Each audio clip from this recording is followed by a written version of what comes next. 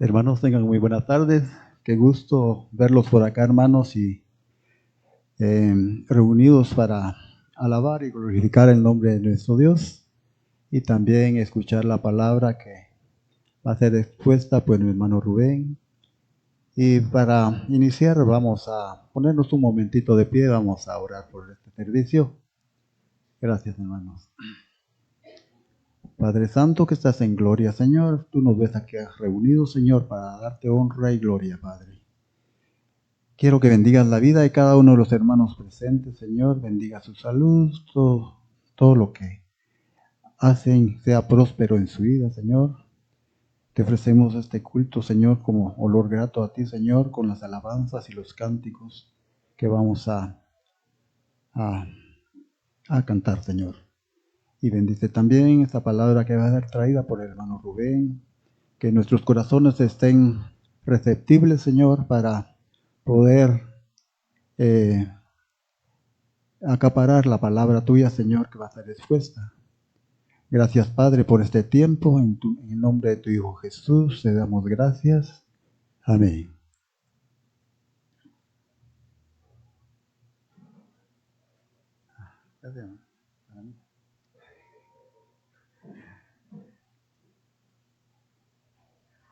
Vamos a continuar cantando un himno, el himno 96, las primicias del día.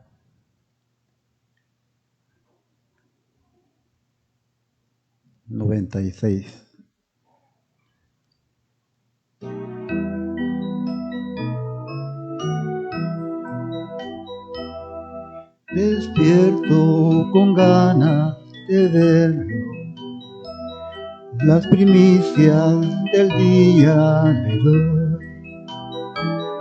Comenzar con el Rey que me anima, confesarle, Señor, tuyo soy.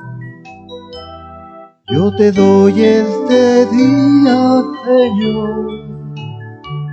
Yo te doy esta vida, Señor. De tu mano yo quiero seguir, controlado por ti al vivir. Un momento contigo es oro, conversar con el Rey no. Me imparte tu sabiduría, me inspira tu carta de amor. Yo te doy este día, Señor. Yo te doy esta vida, Señor.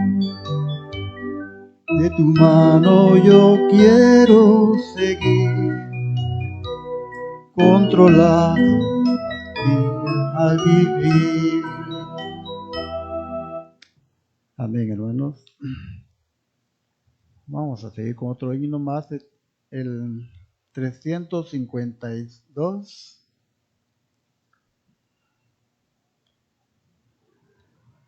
Ya pertenezco a Cristo, 352.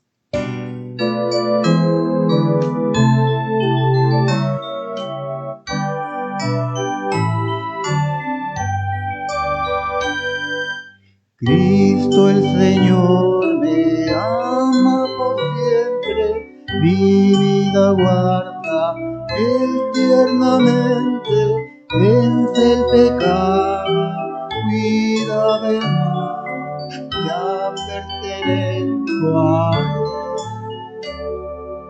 ya pertenezco a Cristo, Él pertenece a mí. No solo por el tiempo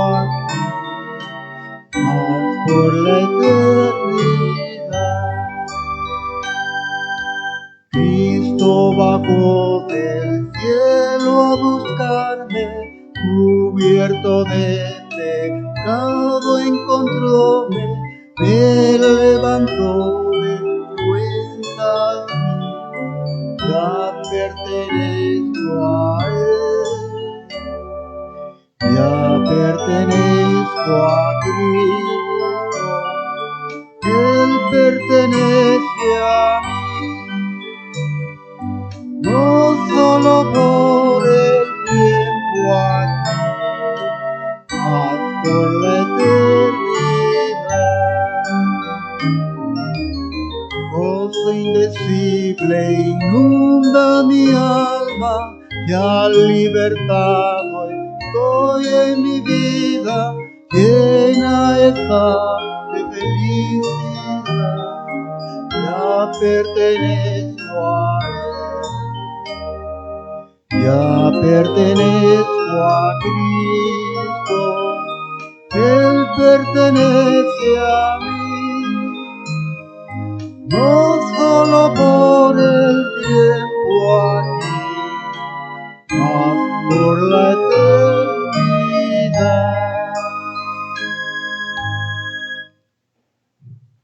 Que esto sea una realidad en nuestras vidas, que pertenezcamos a Cristo. Vamos a continuar con otro himno más. El 378, Noble Sostén.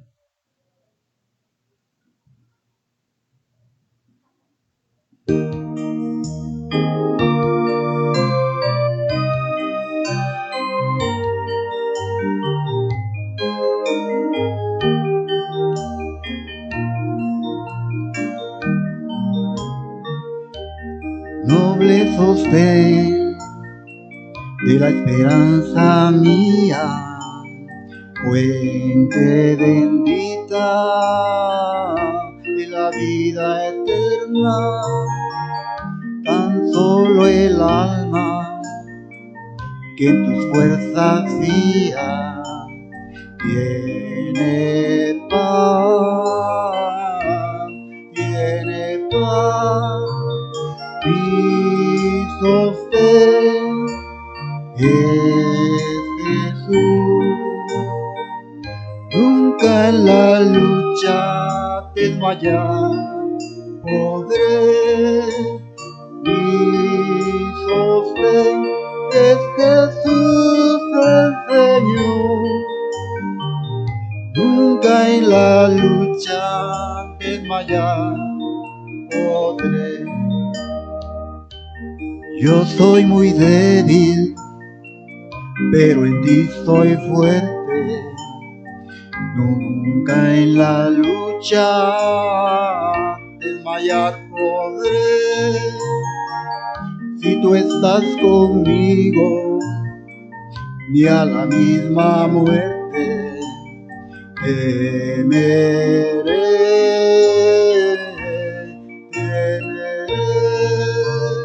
Mi sostén es Jesús, nunca en la lucha desmayar podré. Mi sostén es Jesús el Señor, nunca en la lucha desmayar podré. Dura es la lucha, difícil la tarea, mas tú me dotas de tu gran poder. Mi espíritu renueva con la idea nueva de vencer, de vencer.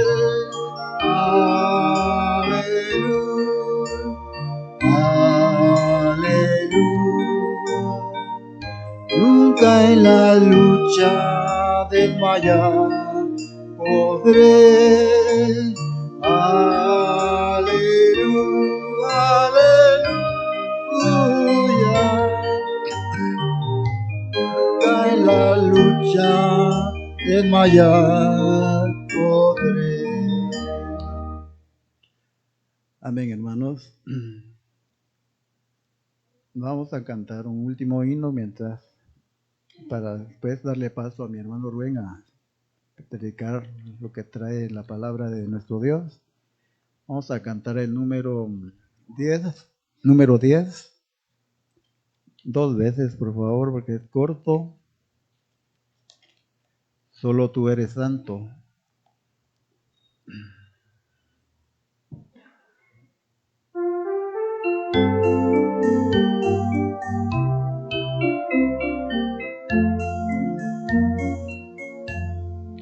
Solo tú eres santo, solo tú eres digno, tú eres hermoso y maravilloso. En la cruz moriste y resucitaste. Tú me diste vida, pronto volverás. Solo tú eres santo, solo tú eres digno, eres hermoso y maravilloso. En la cruz moriste y resucitaste. Tú me diste vida y muy pronto volverás. Amén, hermanos.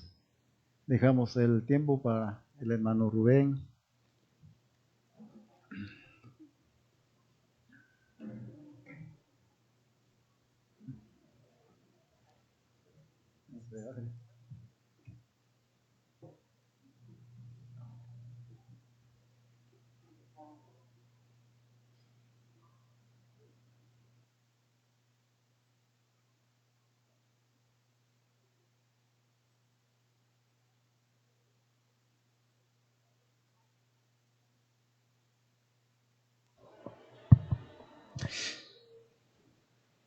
Amados hermanos, el Señor les bendiga. Vamos a ponernos un momento en pie, vamos a hacer una oración.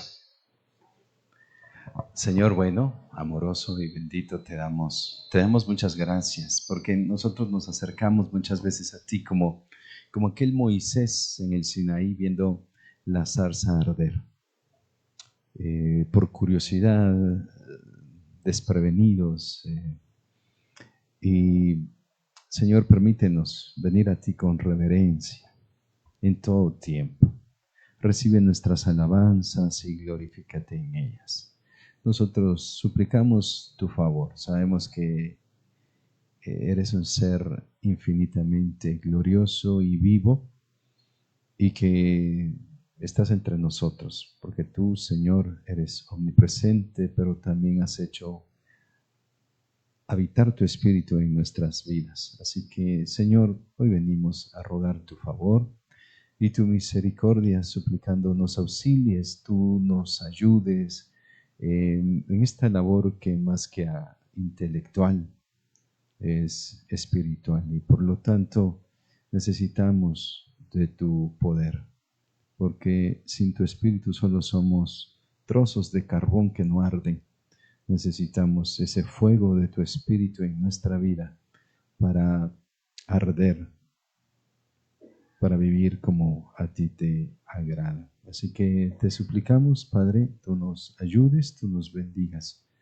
Señor, traemos nuestras aflicciones, nuestras situaciones distintas, complicaciones de la vida, afanes, enfermedades, quizá deudas, desempleo, carencia de recursos. Todo lo ponemos a tus pies. Aquí, Señor, delante de ti, es donde nuestros afanes se mueren, donde la paz brota, donde la fortaleza embarga el corazón, la sabiduría asiste al creyente. Así que venimos a pedirte, Señor, por todas nuestras aflicciones. Tú las conoces y las ponemos delante de ti. Rogamos por nuestros hermanos que están en aflicción, que no están presentes acá, pero que tienen alguna condición, Señor, de salud, económica, relacional, de cualquier índole. Nos ponemos a tus pies y te pedimos tú les bendigas, tú los consueles, tú obres en sus circunstancias. Padre, gracias porque hemos podido venir acá el día de hoy y tener un tiempo de comunión juntos. Gracias por este tiempo y te pedimos también nos bendigas y nos ayudes en esta hora para que podamos, Señor, echar mano de tu palabra y por la obra bendita de tu Espíritu ser iluminados en nuestra mente y corazón para atesorar tu palabra. Señor, bendice a nuestros hermanos que también están conectados, que podamos juntos, tanto presencial como virtualmente, pasar un tiempo de edificación. Así que, por favor, ayúdanos, Padre bueno. Lo pedimos en el nombre de Jesús. Amén y amén. Puede tomar su lugar, amado hermano, bienvenido a la casa del Señor de nuevo, bienvenido a nuestros hermanos allá en Facebook, que el Señor los bendiga. Nosotros hemos estado abordando el tema de la iglesia. ¿Se acuerda usted que hemos utilizado la palabra eclesía, del griego eclesía, ¿verdad? Que tiene dos palabras que quiere decir fuera de y llamados, ¿verdad? El grupo de los llamados, kaleo y ek, que quiere decir salir fuera. La connotación es salir fuera del mundo. Este es un grupo que es distinguido por ser propiedad de Dios. Ellos están en el mundo, pero no son del mundo. Ellos son ciudadanos de los cielos, dice el libro de Filipenses capítulo 3, verso 20. También el libro de Hebreos capítulo 11 le llama extranjeros y peregrinos. Si usted va al libro de Pedro capítulo 2, verso 11, dice: yo les ruego como a extranjeros y peregrinos que os abstengáis de los deseos que batallan de la carne, de los deseos de la carne que batallan contra el alma. Así que esta es la iglesia.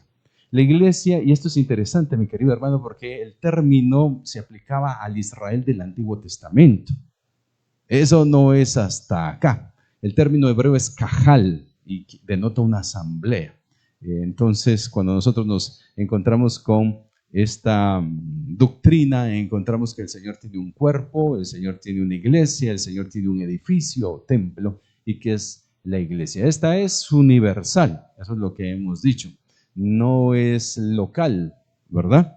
En su connotación general es universal y está disgregada por todos lados. Usted la encuentra en China, usted la encuentra en Argentina, en Estados Unidos, en España, en Guatemala, etcétera. La iglesia del Señor es universal, que se alimenta de iglesias locales, es cierto. Y aquí tenemos una serie de distinciones hermosas que nos hacen diferir y muchas veces nos dividen y nos separan. A algunos les gusta levantar las manos, ¿verdad? Otros ven eso con recelo y no quieren levantar las manos. A unos les gusta aplaudir y a otros no, ¿verdad? Para unos eso es pecado y para otros eso es la gloria, ¿verdad? Así que tenemos diferencias que son de segunda clase. No son medulares, no son doctrinales de primer orden, ¿verdad? O sea, tenemos en común un cuerpo de doctrinas que nos une, que nos unifica y que nos distingue como el cuerpo de Cristo. Una de estas es el tema de la soteriología, que tiene que ver con el estudio de la salvación, ¿verdad? La doctrina de la teología propia, que tiene que ver con el estudio de Dios. La cristología, que tiene que ver con el estudio de Cristo. Y vamos a tener otras cosas secundarias distintas, ¿no? Hay un pastor que a mí me gusta escuchar, ¿verdad? Y leer también, él se llama Miguel Núñez. Miguel Núñez es continuista. Yo no soy continuista, pues, vaya, ¿verdad? Me gusta escuchar a su mejor amigo o uno de sus grandes amigos, y él se llama Sugel Michelén, y él es cesacionista, ¿verdad? Y se dan la mano y se toman un café y hacen conferencias juntos y son hermanos. Uno es continuista en cuanto a los dones y el otro es cesacionista. ¿Por qué le digo esto? Porque al final, pues nosotros somos un cuerpo. Somos un cuerpo. Ahora, este cuerpo, mis queridos hermanos, tiene líderes. Se ejerce dentro de este cuerpo autoridad. Y esto a través de líderes. El Señor los delegó. El Señor los instituyó. No son invención humana. No son como que la idea de un grupo de personas que necesita ser guiada y dirigida y por lo tanto a alguien, algún fulano brillante se le ocurrió una idea de escoger a un líder, a un caudillo y establecerlo como el dirigente de una organización o de un movimiento. No. ¿Se acuerda usted quién llamó a Moisés para sacar al pueblo de Egipto? ¿Quién lo llamó? ¿Estaba Moisés buscando ahí tener preeminencia entre los suyos? No, estaba en Madián, pastoreando ovejas. ¿No? O sea, él no estaba viendo ahí Armando Alducin en YouTube y diciendo, qué belleza, esto quisiera ser yo. Pero no, él no estaba haciendo eso. Pues el Señor lo llamó. ¿Verdad? Así que me gustaría que fuera, por favor, al libro de Efesios. Libro de Efesios, capítulo 4.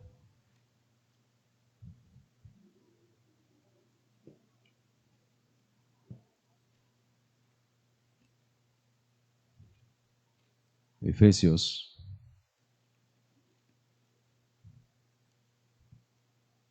capítulo 4. Verso 11. Y él mismo dice, vea que esto lo hizo ¿quién? En el verso 8 dice antes, por lo cual dice, subiendo a lo alto, llevó cautiva la cautividad y dio dones a los hombres. ¿Quién subió a lo alto?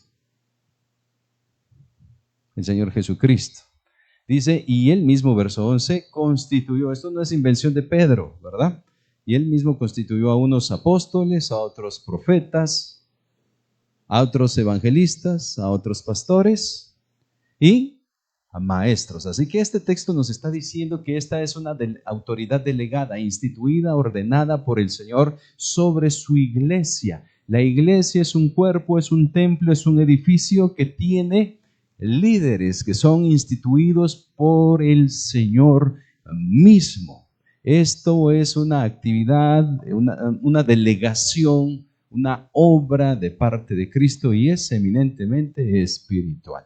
Dios los delegó, Dios diseñó, o sea, aquí lo que estamos viendo es el diseño inteligente de Dios. Como todo lo que ve usted que Dios hace, tiene diseño. El cuerpo tiene diseño, tiene funcionalidad. El universo completo tiene un diseño y tiene funcionalidad. Sí. La familia, mis hermanos, fue instituida por Dios. ¿Tiene un diseño la familia? Sí. La iglesia, entonces, no sería de extrañar que tenga diseño. Y Dios diseñó acá el orden de autoridad dentro de la iglesia de Cristo. Vea que ese texto dice que Él mismo, no lo delegó a alguien más, no le dijo, Pedro, hazme el favor de instituir apóstoles, profetas, maestros, evangelistas y pastores. Él mismo. Quiero que me acompañe a otro texto. Este es el libro de Hechos, capítulo 20.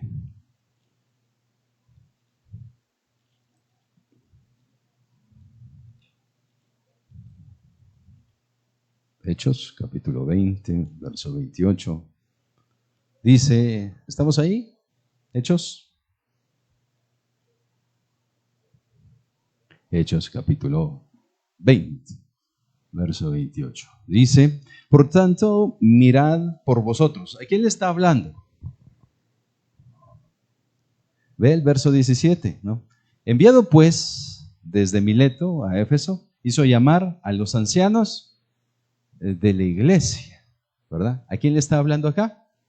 A ancianos, ellos son pastores.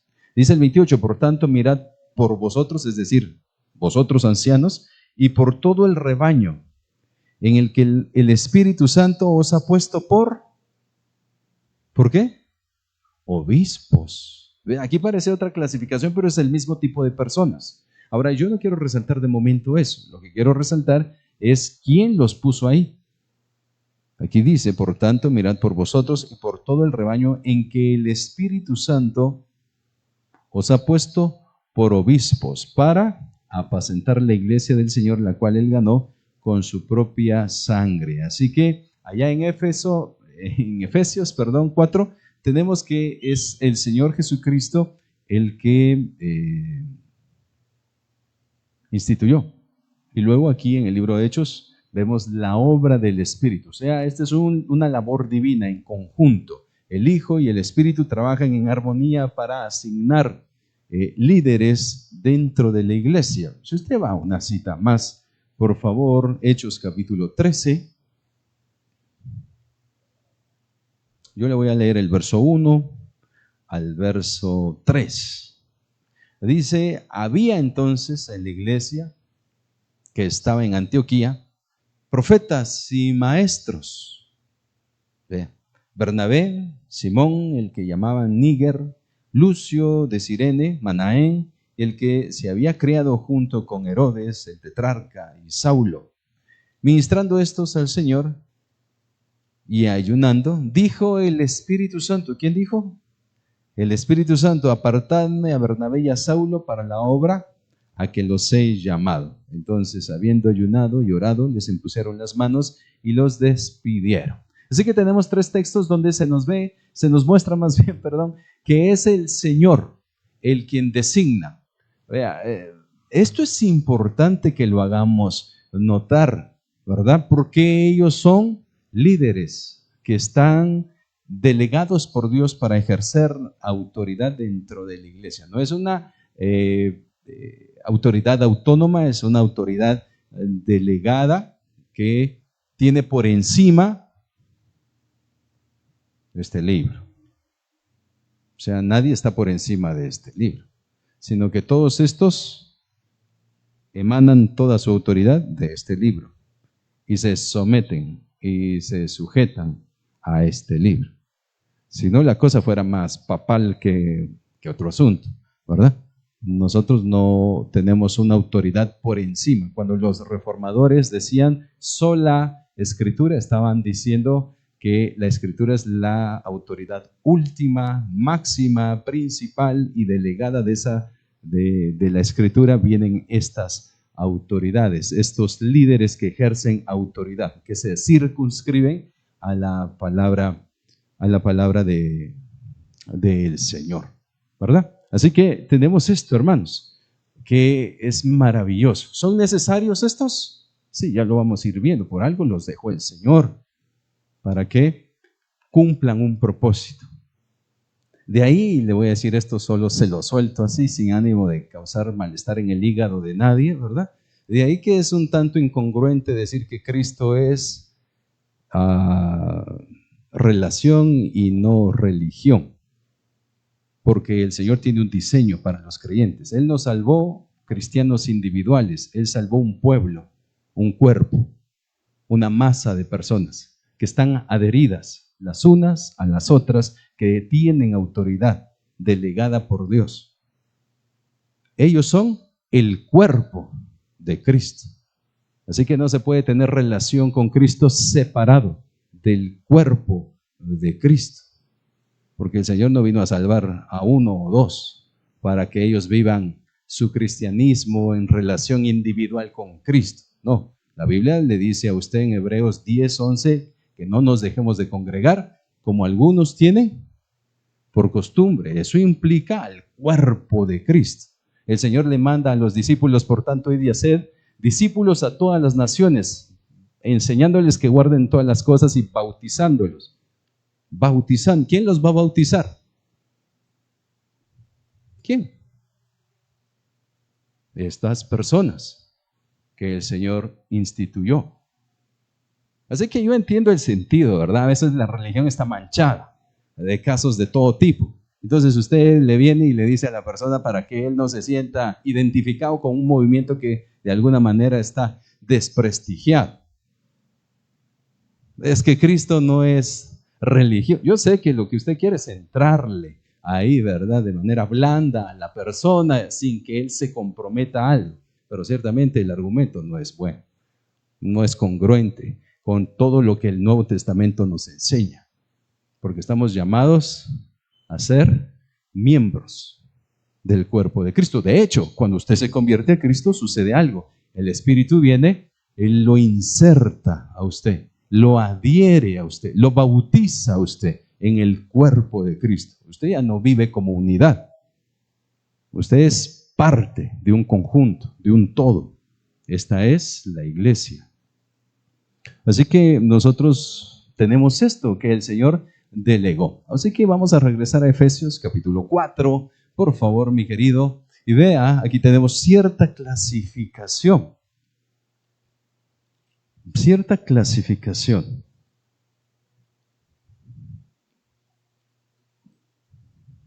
Efesios. Y pareciera por el orden, que aquí parece que el orden tiene cierto grado de prevalencia, de importancia, llama la atención el orden, por lo menos para distinguir a los primeros dos, ¿verdad? Porque en Cristo nadie es más y nadie es menos, pero aquí estamos hablando de roles de autoridad, de funciones, de funcionalidad, no de valor en Cristo Jesús. Así que el 4:11 dice, y Él asimismo constituyó apóstoles, a otros profetas, a otros evangelistas, a otros pastores y maestros. Ve que algunos estudiosos del griego llegan a decirnos que la conjunción caí que está entre maestros y pastores está distinguiendo a un mismo grupo de personas. Eso quiere decir que al final serían 4 ministerios y no 5. Eso salió como un argumento por la gran movimiento que en el año 2000-2001 se vino como avalancha en nuestra sociedad evangélica a causa de los apóstoles y de los 5 ministerios, ¿verdad? Entonces se entendía que aquí el que es pastor es maestro, porque ciertamente el pastor tiene que enseñar. Alguien decía, no todo el que es maestro es pastor, pero todo el que es pastor sí debería ser maestro, porque le toca explicar la palabra del Señor, no solo predicarla, sino que también enseñarla. Sin embargo, aquí está esta clasificación y lo primero que aparece es apóstoles. Si usted encuentra, o si se mueve a Romanos capítulo 12, va a encontrar aquí un listado .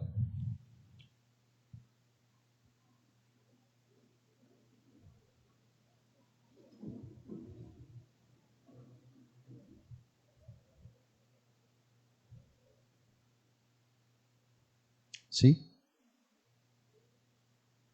Vamos a ver. Se me perdió el texto, hermanos.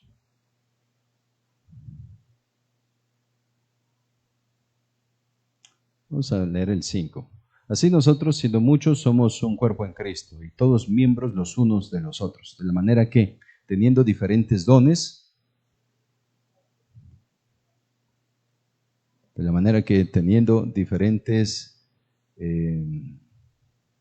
dones, según la gracia que nos es dada, si el de profecía, úsese conforme a la medida de la fe, o si el de servicio, en servir, el que enseña en la enseñanza, el que exhorta en la exhortación, el que reparte con liberalidad, el que preside con solicitud, el que hace misericordia con alegría. Hermanos, se me perdió el texto. Le pido 1000 disculpas porque no lo encuentro aquí. Bueno, tenemos 2 listados, me parece entonces que es 1 Corintios capítulo 12, donde también aparecen los apóstoles del Señor, ¿verdad? Ahora, cuando nosotros hablamos de apóstol, el término no fue traducido, el término es enviado, no es, nosotros no usamos esa transcripción, esa traducción, nosotros usamos una transliteración. Apóstol es griego, apóstol es el término que en la Biblia griega aparece, de tal manera que lo que significa básicamente es enviado. Sí, tiene que ver con un tipo de embajador. Ellos son representantes de un reino, ellos comunican un mensaje. Cuando usted mira el libro de Efesios capítulo 2, verso 20, se da cuenta que ellos pusieron el cimiento junto a los profetas, estando fundamentados en la doctrina de los apóstoles y profetas. Nosotros vamos a encontrar algunos textos y me gustaría también que fuera al Nuevo Testamento, estamos en el Nuevo Testamento, en Lucas capítulo 6, y aquí va a encontrar que el Señor instituye 12 apóstoles, y vamos al 6, Lucas capítulo 6, verso 13.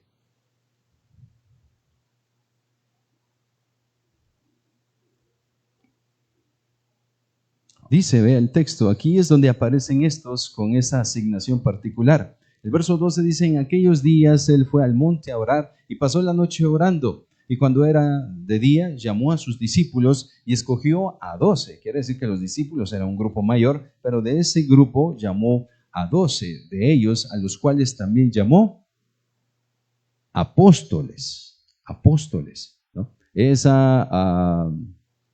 llamamiento lo va a encontrar en Marcos y lo va a encontrar también en el libro de Mateo, ¿verdad? El Señor llama a los 12 y usted conoce el nombre de ellos, ¿verdad? Y ellos tenían algunas características que nos impiden a nosotros creer que el día de hoy hay apóstoles. Primero, que ellos eran testigos de la resurrección de Cristo, testigos oculares de la resurrección de Cristo. Se acordará usted también que a este grupo de 12 apóstoles se adhiere uno más. ¿Quién es, hermano? ¿A quién se le apareció el Señor de camino a Damasco? Al apóstol Pablo. Y encontramos que él se volvió también un testigo de nuestro Señor Jesucristo. Cuando usted va, me gustaría que me acompañe a Primera de Corintios, capítulo 15, verso 7. Pablo está dando el listado de personas a quien se les apareció el Señor. Es decir, no todos los que vieron al Señor son apóstoles, pero los apóstoles sí tuvieron que haber visto al Señor, ¿verdad? Porque aquí se apareció a más de 500 hermanos. No estamos diciendo que hay 500 apóstoles. Tenían un llamado específico. Pero Pablo está dando el listado de a todos los que se les apareció. Quiere decir que dentro de estos están la totalidad de apóstoles. Dice el verso 7, después apareció a Jacobo, después a todos los apóstoles. Considere usted a los 11. Y al último de todos, como un abortivo, como a un fuera de tiempo. Él mismo está cerrando aquí el pomo, ¿verdad? Poniendo la tapa sobre el frasco. Al último al que se le apareció, como fuera de tiempo, haciendo como diciendo, haciendo una excepción, se me apareció a mí. A mí. O sea, ya no se le apareció a nadie más. A nadie más. ¿Qué significa?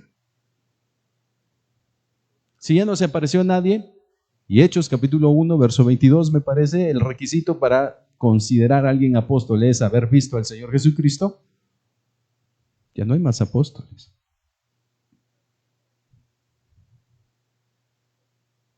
Ya no los hay. Ahora, ¿usted puede y yo puedo decir que vimos a Cristo? Sí, hombre, podemos decirlo, pues. Que eso sea realidad es otra cosa. No, sí, vea, hermano, mi abuelita estuvo al borde de la muerte cuando era de 20 años allá en el hospital de Muluá, y dice ella que en su habitación se apareció el hermano Pedro y que el hermano Pedro la sanó y la levantó. O sea, hermano, se puede decir de todo, pues. Ahora, el testimonio de la Escritura es este. Pablo se le apareció, el Señor Jesucristo se le apareció a un grupo determinado. Y ahí está el listado. Y él mismo utiliza estas palabras, abortivo, fuera de tiempo. Ahora, esto tiene connotaciones, porque el propósito de los apóstoles es fundamentar la iglesia, establecerla a través de un cimiento dado. ¿Ellos son autoridad en el cuerpo de Cristo? Sí. De hecho, todavía la ejercen a través de sus escritos.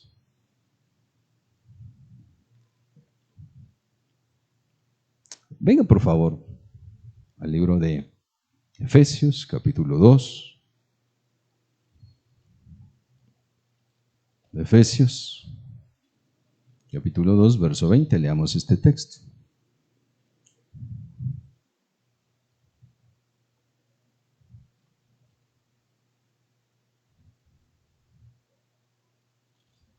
Déjeme llegar ahí. Edificados sobre el fundamento. Vea esta palabra fundamento, es echar el cimiento. Está hablando de un edificio. Edificados sobre el fundamento de los apóstoles y profetas, siendo la principal piedra del ángulo Jesucristo. Verso 21, en quien todo el edificio, bien coordinado, va creciendo para ser un templo santo en el Señor. Está hablando de la iglesia y le está equiparando acá, comparando con un edificio que es el templo. Este tiene un cimiento y una piedra angular que le da solidez a todo y fortaleza a todo el edificio. Ahora, se dice de ellos que son fundamento o cimiento. ¿Eso dónde se echa en una construcción? ¿A cada cuánto se echa en una construcción el cimiento? Solo una única vez. Esto está señalando que estos ministerios, tanto profético como apostólico, son fundacionales. Tienen el propósito de establecer el fundamento. ¿Cuál es el fundamento? En la gramática griega eso apunta tanto al ministerio, es decir, a ellos, como a lo que ellos hicieron. ¿Y qué es lo que ellos hicieron? Preguntémonos por la autoría de la Escritura. Nuevo Testamento, ¿quiénes lo escriben? Mateo, ¿qué es? Juan, ¿qué es? Marcos y Lucas son asociados del ministerio apostólico de Pablo.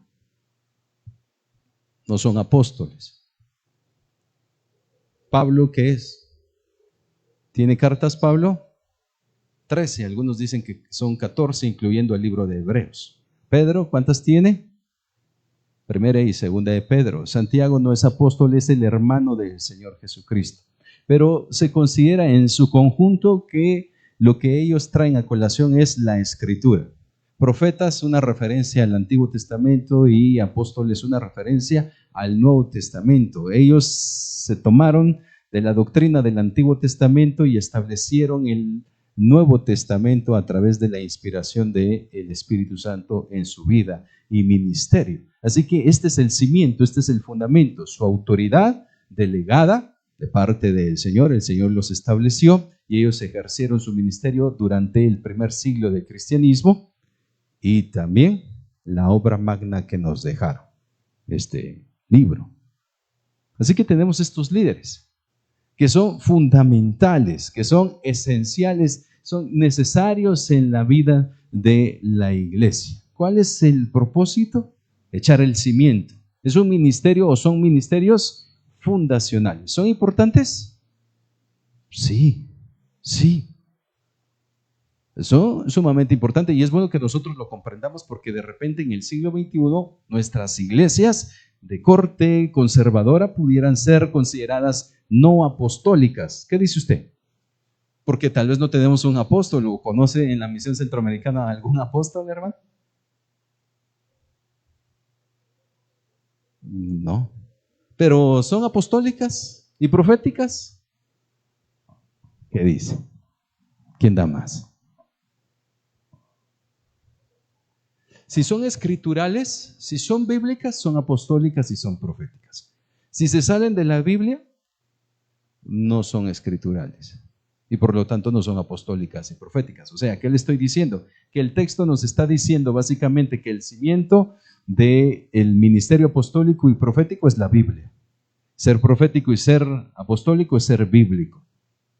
Es respetar la autoridad de la Escritura, que fue traída a colación por estos ministerios.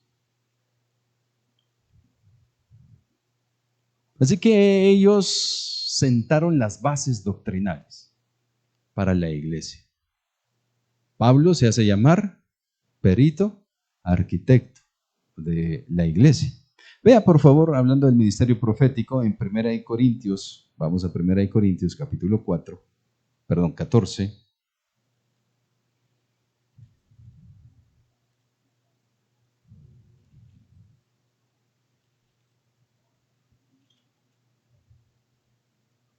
Verso 3.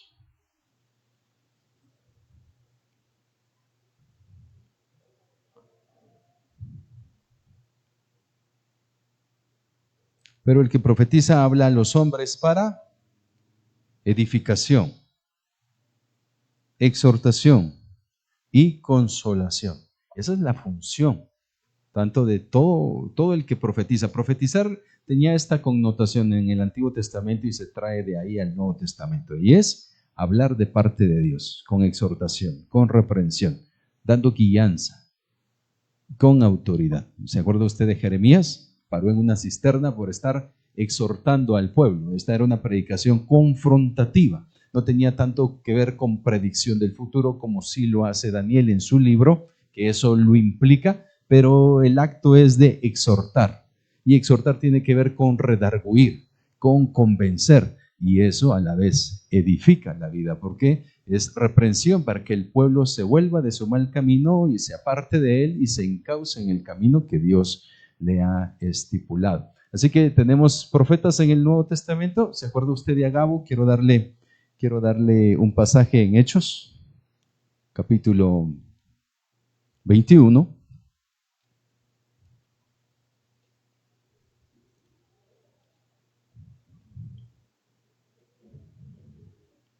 Versos 10 y 11. Y permaneciendo nosotros ahí algunos días, descendió de Judea un profeta llamado Agabo, quien viniendo a vernos, tomó el cinto de Pablo y atándose los pies y las manos, dijo: esto dice el Espíritu Santo, así atarán los judíos en Jerusalén al varón de quien es este cinto, y lo entregarán en manos de los gentiles. Ve, aquí tenemos una palabra predictiva, ¿verdad? Pablo no hace caso de esa palabra y se va a Jerusalén de todos modos, y sucede tal cual Agabo lo estaba diciendo. Así que nosotros vemos que estos tienen un propósito, como todo lo que Dios permite, hermano. Y este es un propósito paralelo al propósito alto y grande que tenía el profeta en el Antiguo Testamento. Y lo vemos a través de la escritura de todos los libros. De hecho, en el Antiguo Testamento, para el mundo hebreo, la connotación o la distinción del Antiguo Testamento era la ley y los profetas. O sea que nosotros tenemos libros históricos, libros poéticos, libros sapiensales, tenemos libros de profetas mayores, libros de profetas menores. Para los hebreos solo era todo eso profetas. Y la ley, los primeros 5 libros. Y de ahí todo lo demás era profetas. Y eso habla de la labor apremiante y primordial que el ministerio tenía. Quiero darle otro texto en 2 Corintios capítulo 12, verso 12. Y note, esta es la posición cesacionista tomando como base este texto, ¿verdad? Debido a que el ministerio apostólico y profético son fundacionales y la mayor parte de los hechos que se hacían sobrenaturales era realizado por ellos, vea el texto. Con todo, las señales de apóstol han sido hechas entre vosotros en toda paciencia, por señales, prodigios y milagros. ¿Por qué nosotros argumentamos que ya no existen estas cosas? Por lo menos gente que las opere o que las sobre, milagreros, gente que hace señales. Por esto, porque el ministerio fundacional de los apóstoles y profetas dejó de existir, al ser, valga la redundancia, fundacional. Terminando el ministerio, se acabó el don. Ahora, yo lo que quiero resaltar es que el Señor dejó ciertos líderes dentro de la iglesia. Ciertos líderes. Tenemos una iglesia, estamos estudiando el tema de la iglesia, sí, dentro de ese tema, el Señor dejó líderes. ¿Qué más líderes dejó? De nuevo Efesios. Efesios capítulo 4, verso 11.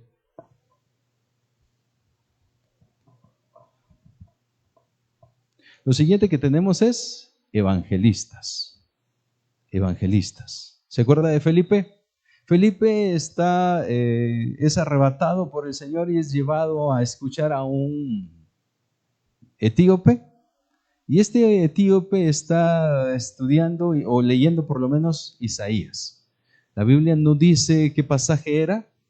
Entendemos que era Isaías 53 por su contexto, pero en aquel tiempo la iglesia no le había asignado capítulos ni versículos a la Biblia. O sea, era un todo, ¿verdad? Esas divisiones vinieron después. Así que el texto no se ocupa de decirnos qué pasaje era, pero no entendía. Y viene Felipe y desde ahí, desde Isaías 53, le predica el evangelio llevándolo a la persona de Jesús. ¿No? Porque Isaías 53 va a ser una descripción de un aspecto del Mesías, de Cristo. Le va a presentar como siervo sufriente. Normalmente el Mesías es una figura que nos llama la atención porque hace referencia a Cristo Rey, o a Jesús como Rey, o a Jesús como Salvador, ¿verdad? Sin embargo, esta salvación se lleva a cabo a través de un sacrificio y Isaías es quien nos lo presenta como siervo sufriente. Y esta palabra de evangelista tiene que ver con presentar y proclamar el evangelio en los lugares donde no ha sido escuchado. En aquel entonces, pues eso era más común porque el evangelio estaba naciendo. Hoy usted es llamado a hacer obra de evangelista, como Pablo le decía a Timoteo, haz obra de evangelista.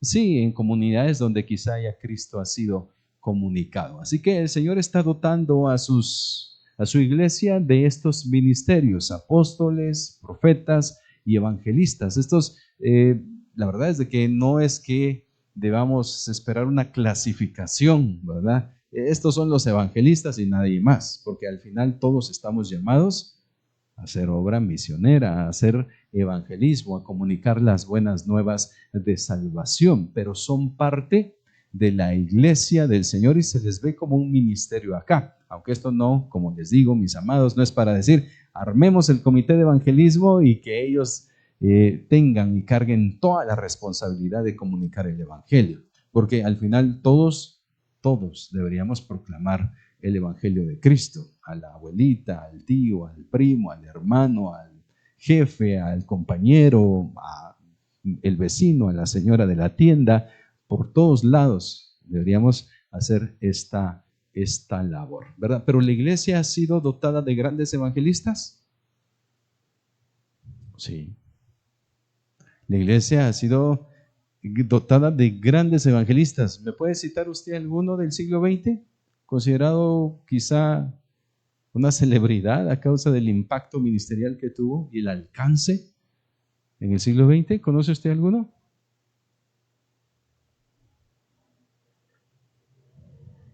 ¿Qué piensa de Billy Graham?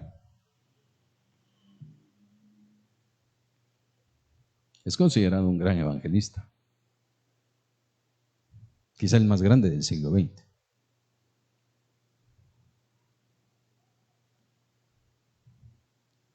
¿Hay otros en los siglos anteriores? Hay uno que se llamaba George Washington, no, George Whitefield. Washington fue presidente, ¿verdad? Whitefield, tremendo predicador.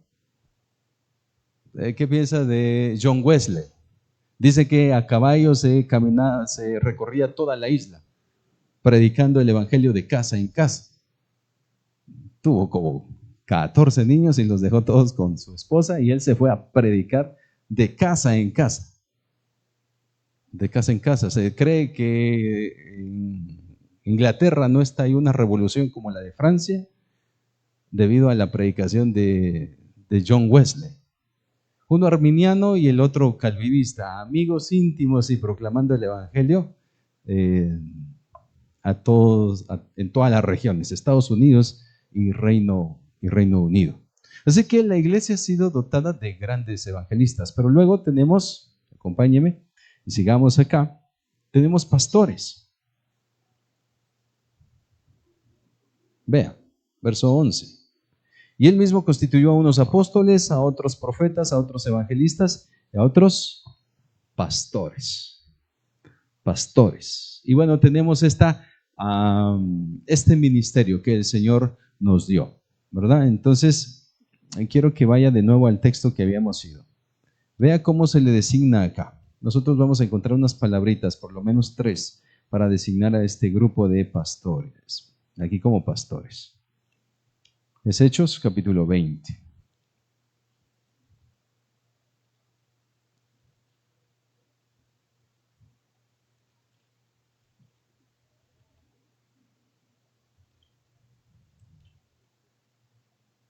En el verso 17 usted encuentra el término anciano.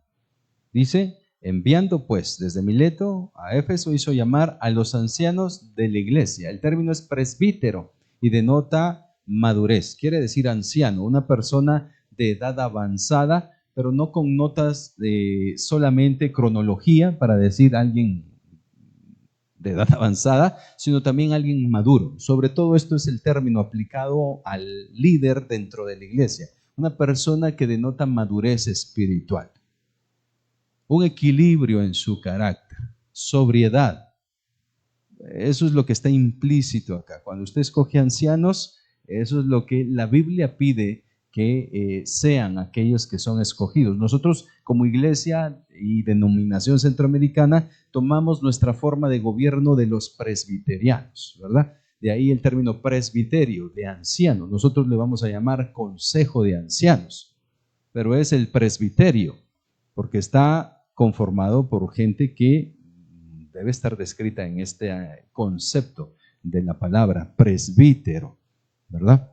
Entonces tenemos eso. Por ejemplo, nuestros hermanos bautistas, ellos no utilizan esa terminología y le van a asignar ese rol de autoridad al diácono. Usted va a encontrar pastores y diáconos, nada más. El diácono va a fungir como un tipo de anciano. Y usted dice, y bueno, ¿y entonces quién es el diácono allá con los bautistas? Pensando en aquel que recoge la ofrenda, que se encarga de los asuntos del templo, que visita a las huérfanas, a los viudos. Bueno, le llaman servidores a este tipo de personas, pero el diácono va a fungir ahí como un anciano. Nosotros no, nosotros vamos a tomar de los bautistas su bautismo, ¿verdad? Nosotros vamos a bautizar gente que ha venido a los pies de Cristo. Los presbiterianos bautizan infantes.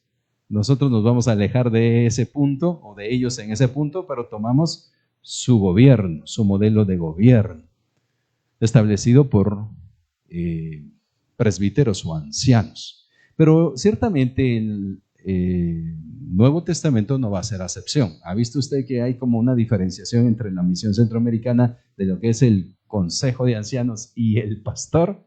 Ciertamente, bíblicamente, esa distinción no existe más que en nuestra mente, porque para la Biblia un anciano es un pastor. Un pastor.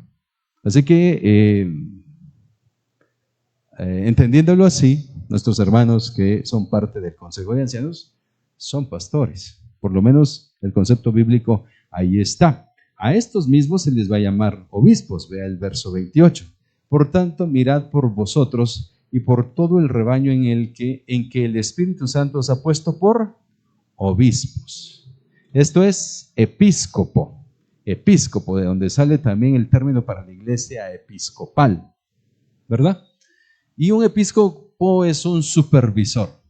Se dedica a supervisar la teología, la doctrina, la predicación. Es una función. Vea que lo que se nos está diciendo es la clase de gente, por las palabras, la clase de gente que debe desarrollar el ministerio. Deben ser gentes maduras en Cristo. Deben desarrollar cierto discernimiento a la hora de supervisar la grey del Señor, lo que se está creyendo, lo que se está predicando, la doctrina que está absorbiendo la grey, ¿verdad? Y luego poimen, que es el término propio para pastor. Y poimen tiene que ver con pastorear. Y pastorear o apacentar es alimentar. Esto es la proclamación, la predicación de la palabra del Señor. Vea este texto, por favor, acá en 1 Pedro, capítulo 5. Vamos, por favor, a Primera de Pedro, capítulo 5.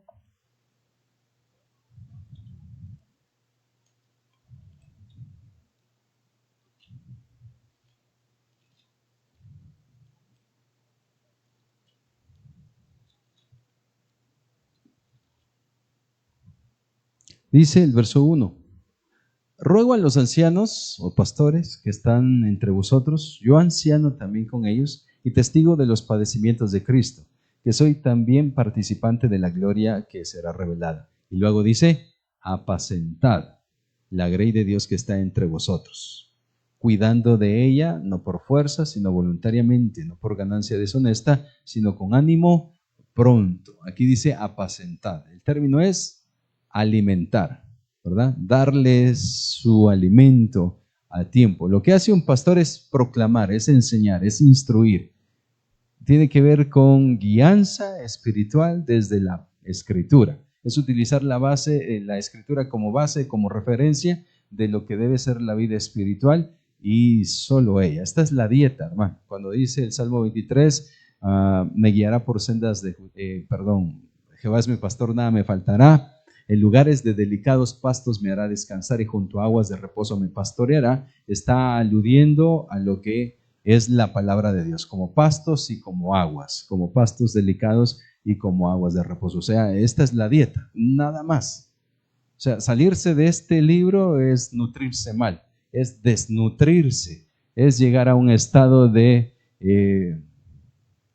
condición espiritual deplorable. De tal manera que la dieta es esta: un pastor va a utilizar la palabra del Señor. Para eso también, y finalmente, tenemos maestros.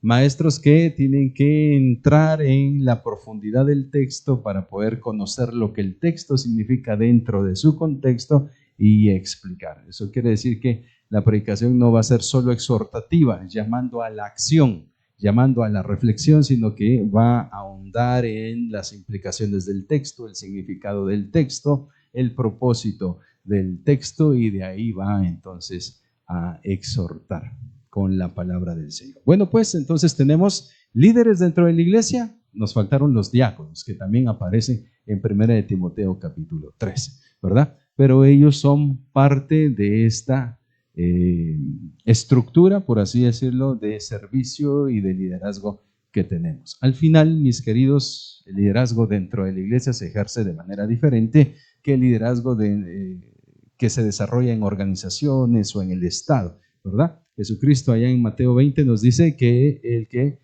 quiera ser grande entre vosotros, hablando de liderazgo, debe ser ¿qué? Debe ser siervo de todos. Siervo de todos. Así que el liderazgo se ejerce a través de el servicio a los demás. Pero el Señor entonces nos deja acá un diseño que es hermoso, mis hermanos. Yo le invito a que pueda considerarlo y que pueda ver la importancia que le da. Hablando, y este no es el tema, solo para que usted pueda reflexionar un momento en esto. Quiero llevarle a Mateo 18 y con eso nos despedimos de esta enseñanza. Mateo.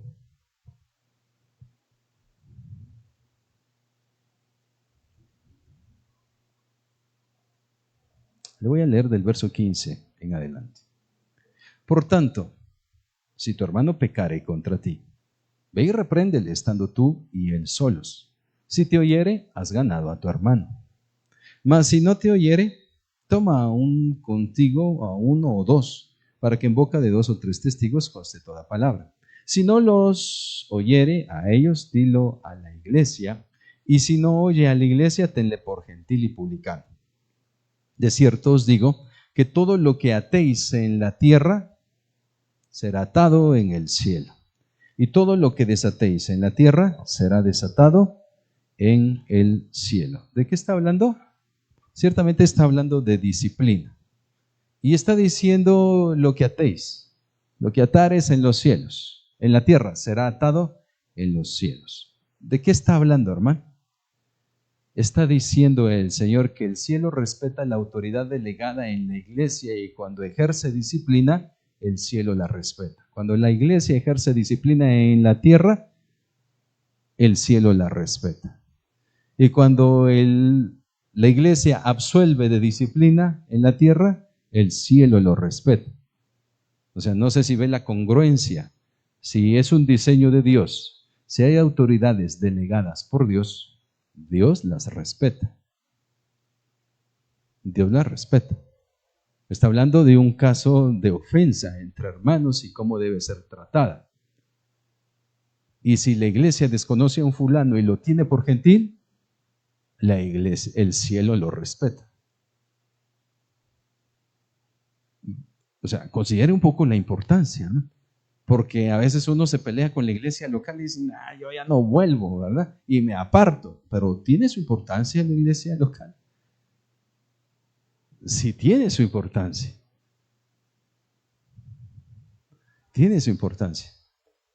Consideremos algo más así chiquito, hermano. La membresía de la iglesia.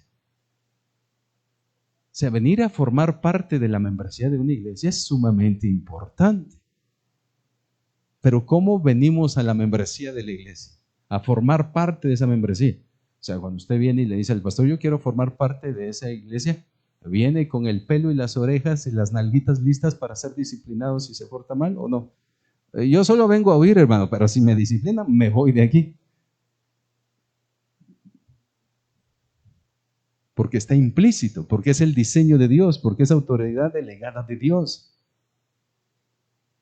Son cosas a considerar, ¿no las cree? ¿O no cree? Sí, son cosas a considerar.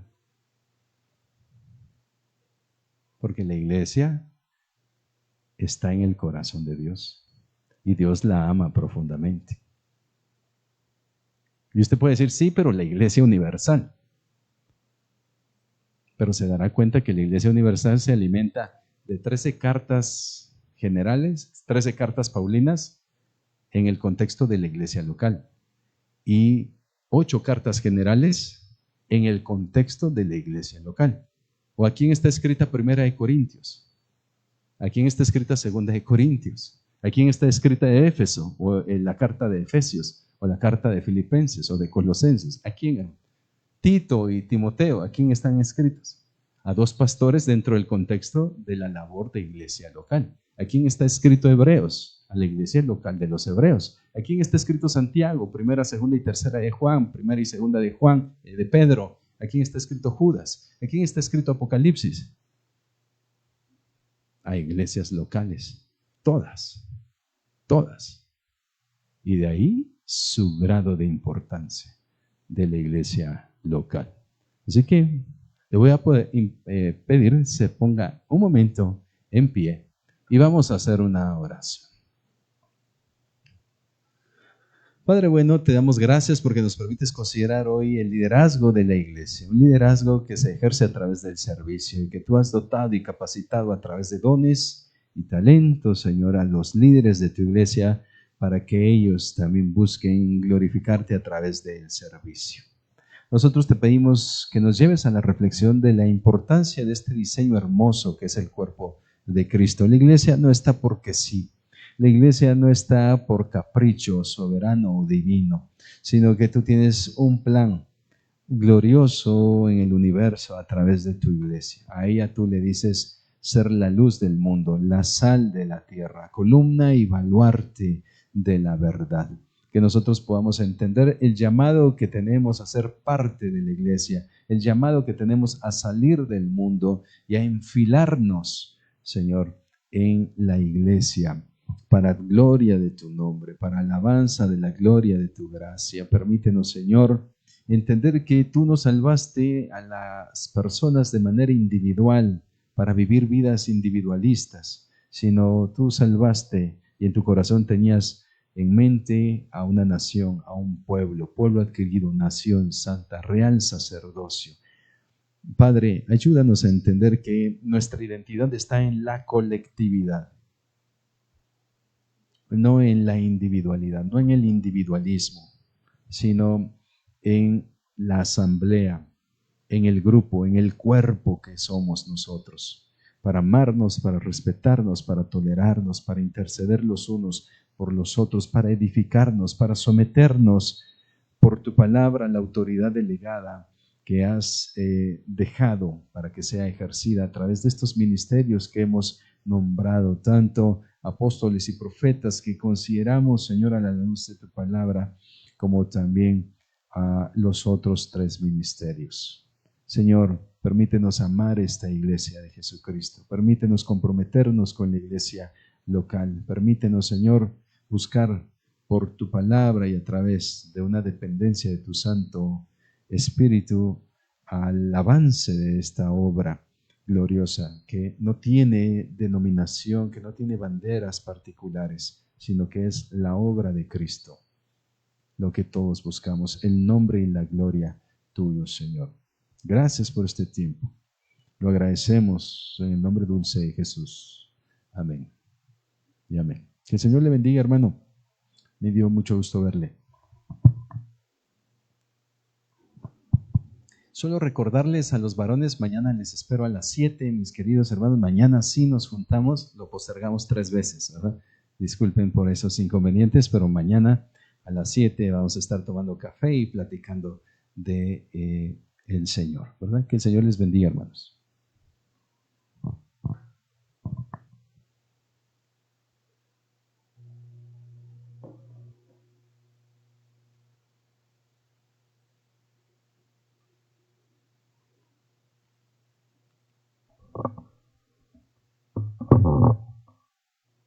Hermanos, damos gracias a Dios por lo expuesto por el hermano Rubén.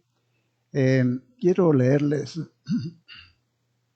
lo debí leer antes de la prédica, pero no está por demás, leerles el Efesios 4, 11 al 15, el cual dice: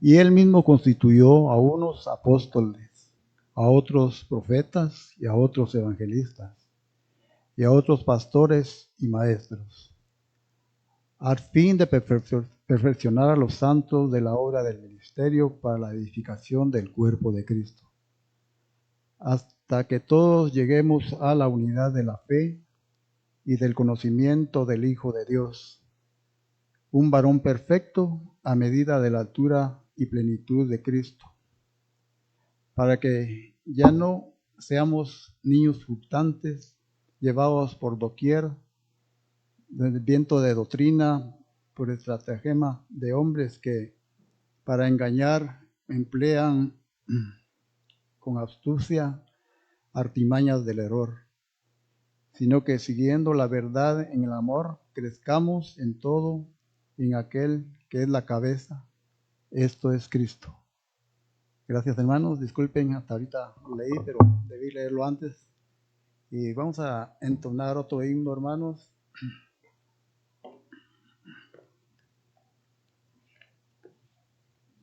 Vamos a entonar el himno 518, Rey de mi vida.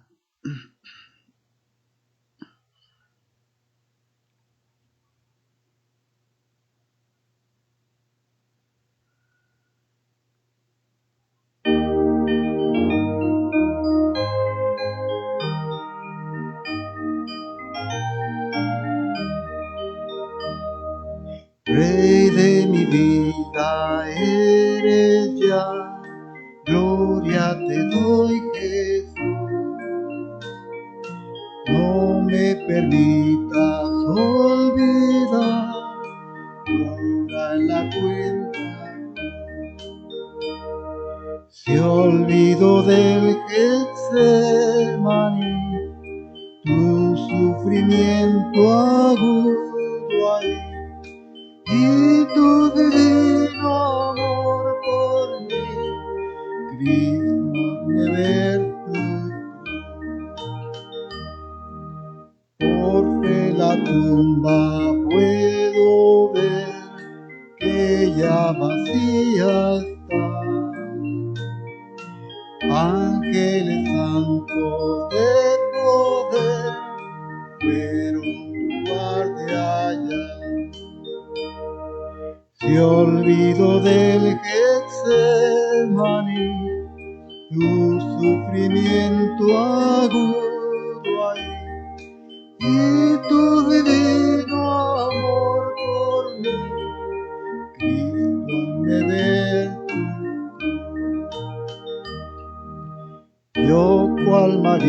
que su amor te demostró Jesús. Quiero servirte, fiel Señor, al recordar tu se olvidó del Getsemaní, tu sufrimiento agudo ahí, y tu divino amor por mí, Cristo, hazme ver.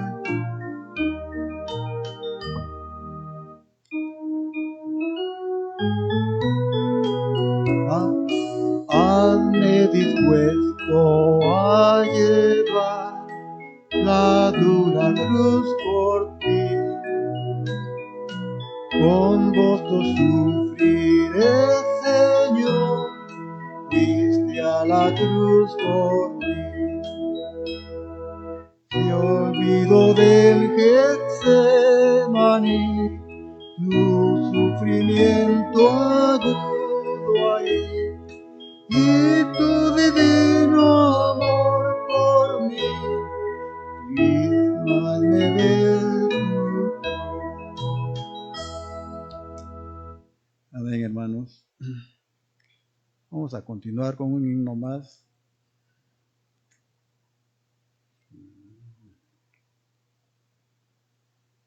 El 485, hermanos. A solas al huerto yo voy.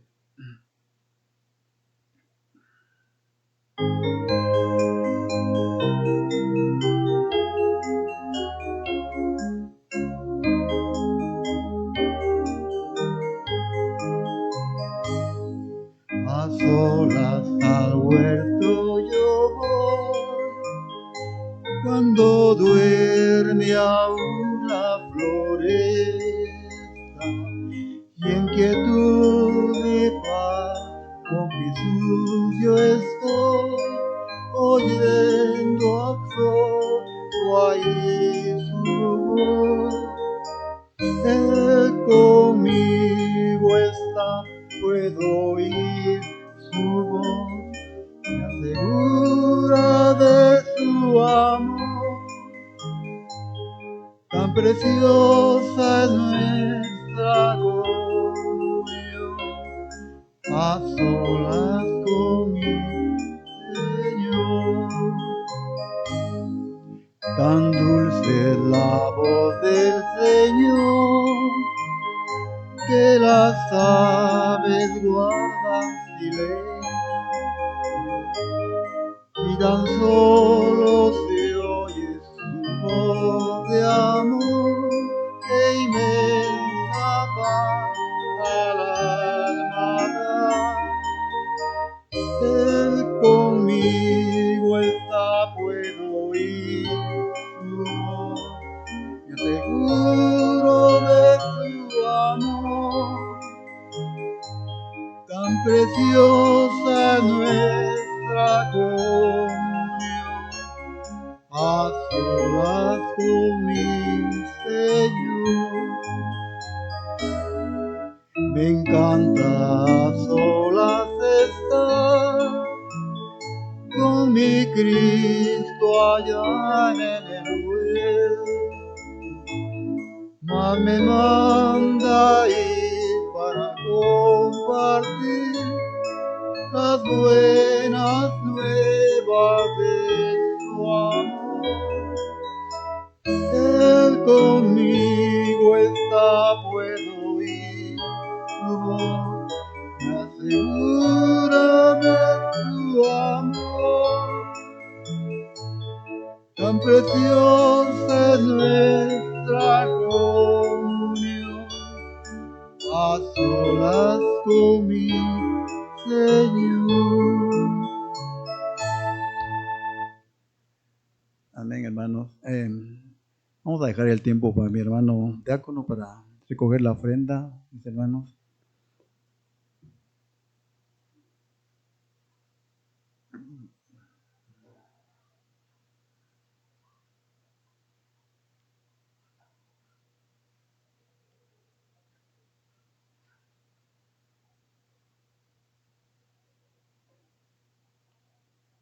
Bueno, buenas noches, Dios le bendiga a cada uno de ustedes. Nos vamos de pie, hermanos, vamos a orar para recibir la ofrenda de esta hora. Soberano Dios que estás en los cielos, estamos orando por este momento, Padre. Gracias porque podemos escuchar tu palabra expresa por nuestro hermano Rubén, Señor, por cantar esas bellas alabanzas, Señor, en lo que es para tu honra y gloria, Padre. Así también te pedimos que bendiga la ofrenda de esta hora, Señor, que va a ser recibida, Señor, que va a ser depositada por cada hermano, cada hermana. Bendice la Padre bendito, bendice a cada hora leer en esta hora, Señor. Sabemos que tú miras la ofrenda, Señor, no con cantidad, sino con calidad como la damos, Padre bendito. Gracias, pues, Señor, por este momento, bendícelo. En tu nombre oramos, Padre Celestial. Amén. Pueden sentarse, hermanos.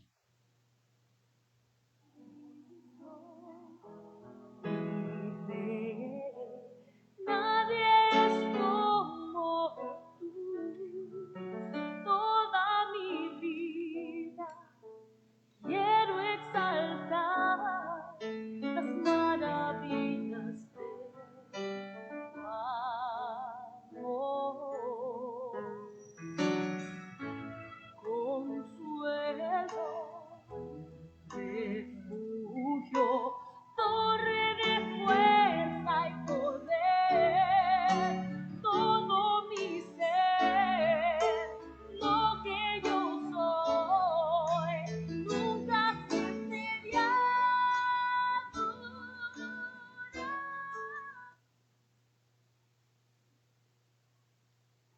Vamos a cantar otro himno, hermanos. Es el 472. Anhelo trabajar para el Señor. Espero cantarlo bien. 472.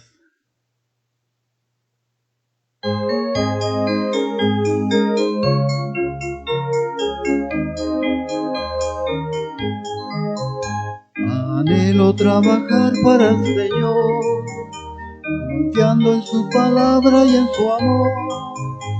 Yo quiero ocupado siempre estar en la viña del Señor, trabajar y orar en la viña del Señor.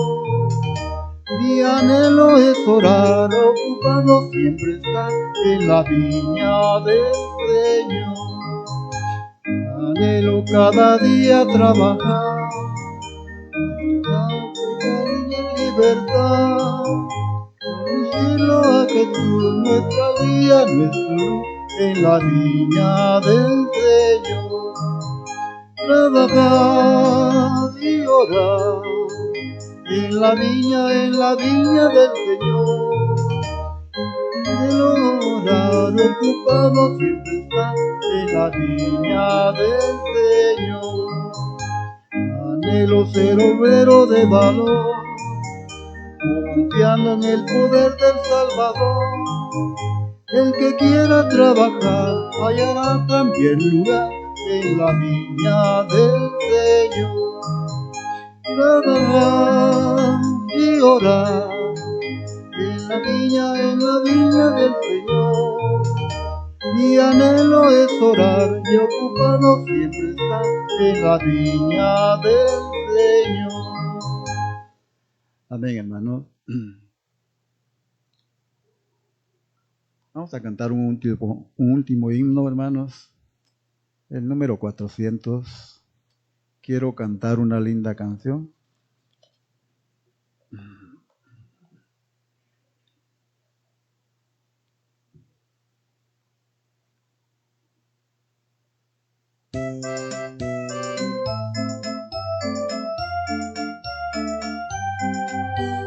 Quiero cantar una linda canción de un hombre que me transformó.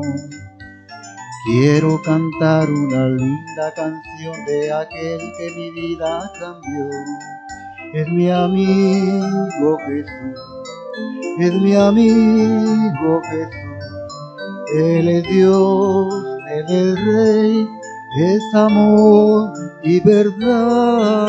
Solo en Él encontré esa paz que busqué. Solo en Él encontré la felicidad. Cuando Jesús a mi vida llegó, esta paz y ese gozo me dio. Quiero que sepas que tú también puedes gozar siempre de su amor. Si creyeres en él, si confiares también, su amor te dará y él vivirás como yo.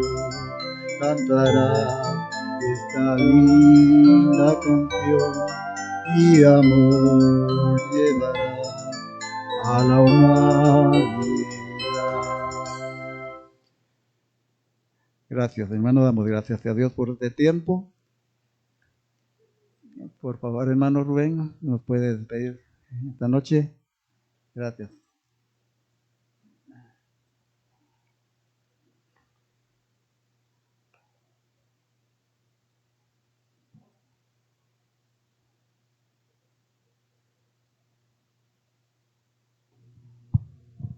Oremos, hermanos. Señor, amado, te damos gracias porque hemos podido estar en tu casa, hemos podido rendir nuestra adoración a ti y elevar nuestro corazón también en alabanza.